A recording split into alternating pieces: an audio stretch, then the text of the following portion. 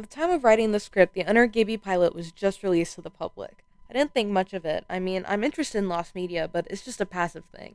I didn't really see a point in watching it. That was until I saw a bunch of tweets talking about just how weird it was. What really caught my attention was that Quentin Reviews stated that although he had watched it, there was no way he would include clips from it in his YouTube, or else he would get demonetized. I knew at that point that I had to watch it, and share it with all of you who want to know what all the fuss is about without actually watching it. Without further ado, let's get into it. The episode starts off with these weird cube transitions. Basically, the opening screen turns into cubes and goes into the next scene with more cubes. It's definitely an odd choice. The first scene takes place in a classroom where a nurse is trying to help a teacher with something in his butt. Yeah, we're already starting with the creepy Dan Schneider stuff. Anyways, our protagonist Gibby appears. He profusely apologizes to the teacher, saying that whatever is happening is not his fault, which the teacher vehemently disagrees with. The principal enters the classroom and dismisses the class except for Gibby. Principal asks Gibby why he brought a weasel to class, so now we know the culprit of the butt issue. Gibby says he brought the weasel because he was nervous for a test, and the weasel helps him calm down. Gibby is given Saturday detention for his weasel biting his teacher's butt. However, Gibby objects to this, saying that he's supposed to be going to a weasel convention that day. The principal makes a deal with Gibby. Gibby won't have to go to Saturday detention if he gives up his study hall time as well as work at the middle school cafeteria. Gibby is ecstatic to not have Saturday detention and promises that his weasel won't get out again. Of course, when he lifts up the crate to show his weasel, it has once again escaped. The weasel climbs to the principal's pants and comes out of the front. We then get the theme song, which is literally just Gibby's name sung over and over again while photos of him appear alongside his name repeated on the screen. Definitely one of the worst themes I've ever seen. We have another cue transition to the middle school cafeteria. Two kids run up to the lunch line, recognizing Gibby from iCarly. One of them asks him to sign his retainer, which he does. After this, we see some kids throwing food at another table full of other children. The table being assaulted with food asks them to stop to no avail. Gibby sees this and tries to get the children to stop throwing chicken nuggets, but it's useless. We get this slow-mo shot of one of the kids throwing a chicken nugget, and Gibby shouts, "No!"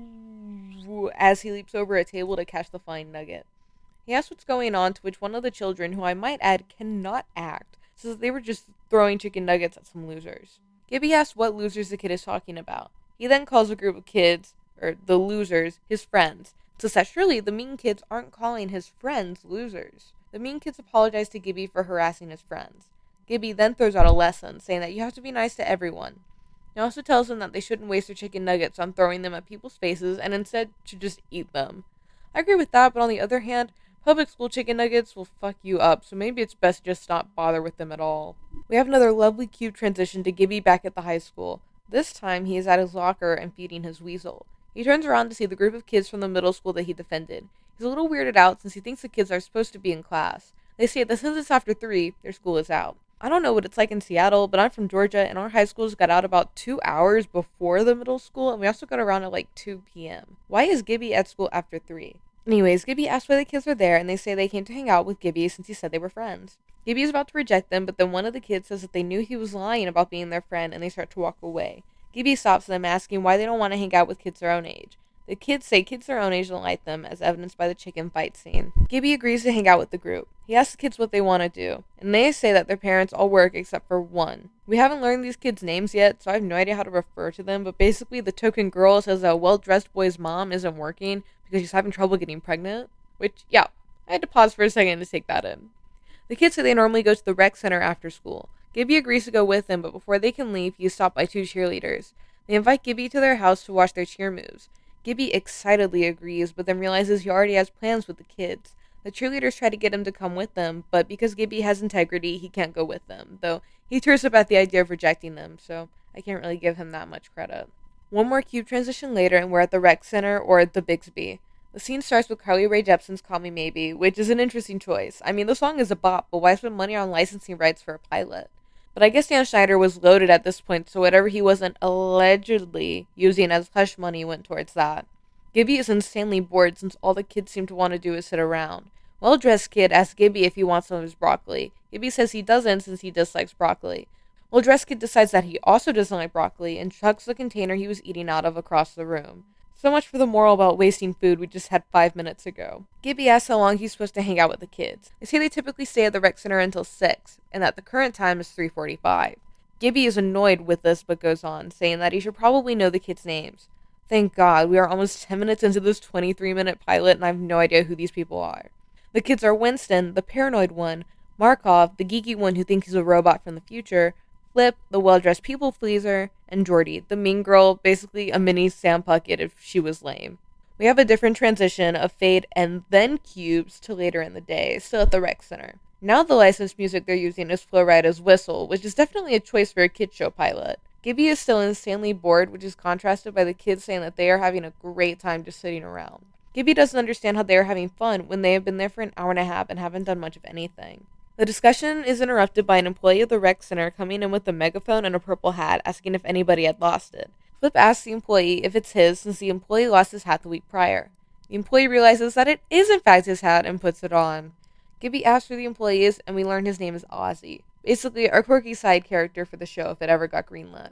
Ozzy's boss storms into the room with a basketball covered in lotion. She tells Ozzy that she told him to put sunscreen on two boys who are outside as well as fill the basketballs with air. However, he accidentally got mixed up, putting sunscreen on the basketball and air in the boys. This is the main scene people were talking about on Twitter that was really weird. This is because when the camera cuts to the boys with air, their stomachs are made to look like they are pregnant. So basically child impreg, which would be surprising if it wasn't a Dan Schneider show and also the same network that gave us Impreg Cosmo and the Fairly Odd Parents. Anyway, Gibby introduces himself to the boss, obviously being infatuated with her. Her and Ozzy recognize Gibby from iCarly. Gibby attempts to flirt with the boss, who states that she's 24 with a boyfriend. Before Gibby can continue trying to flirt with this poor woman, she sees two suspicious men in the rec center. She asks them if she can help them with anything. They say that she can and walk off. She walks off as well. Gibby turns around to see that Flip is being harassed by some more kids who put a pair of underwear on his head. Gibby asks why the other three kids didn't try to help Flip. They each come up with their own excuses. Gibby says that it's not cool that they didn't help Flip. Then he slips in his third moral of the episode, that friends help friends, especially when they're in trouble. Gibby asks the kids why they were being harassed in the first place. Markov states that the mean kids wanted to play Dodgeline, which is just dodgeball on a trampoline. They hate it, but Gibby loves it. Flip, ever the people pleaser, says that he actually loves Dodgeline. One cute transition later, and we see Gibby teaching the kids how to play it. The kids are very adamant about not doing it, but he tells them that if they want to fit in with the other kids, they have to actually do stuff. We then get a dodgeball montage to Flo Rida's Good Feeling. More licensed music. I also love how only one of the licensed songs so far is so remotely relevant 10 years later, and it's not either of the Flo Rida ones.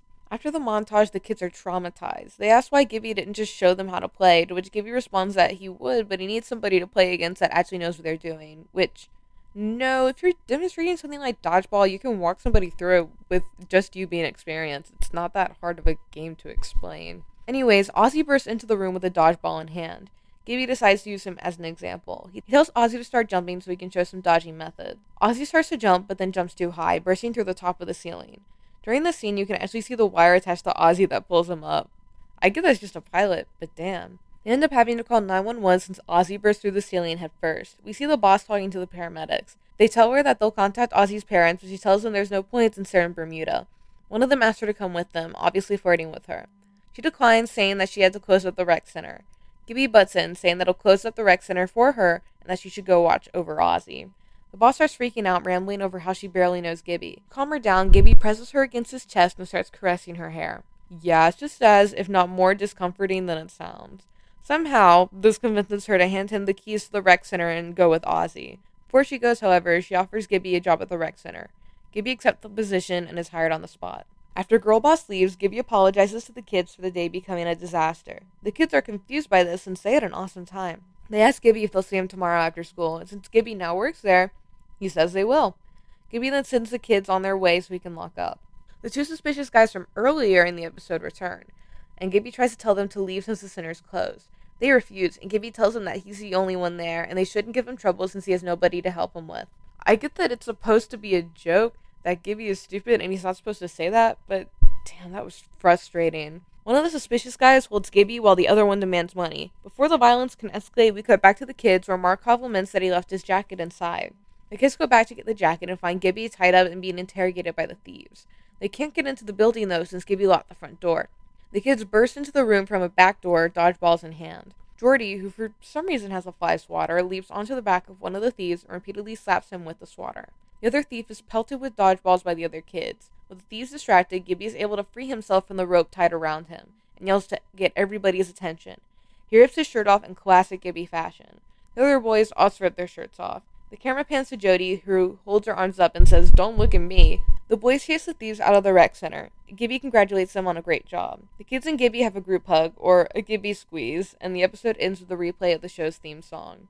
Honestly, for a pilot, it's not half bad. It gives the outline of the show's plot and characters, although we never do get the girl boss's name. Also, taking half the episode to give the names of the kids and only saying them during that one introduction scene made it really hard for me to remember their names, so I think it's half of a good intro. I think Twitter really overhyped the weirdness of this pilot. The only scenes that really unnerved me were the opening scene, the hair caressing scene, and of course, the impreg.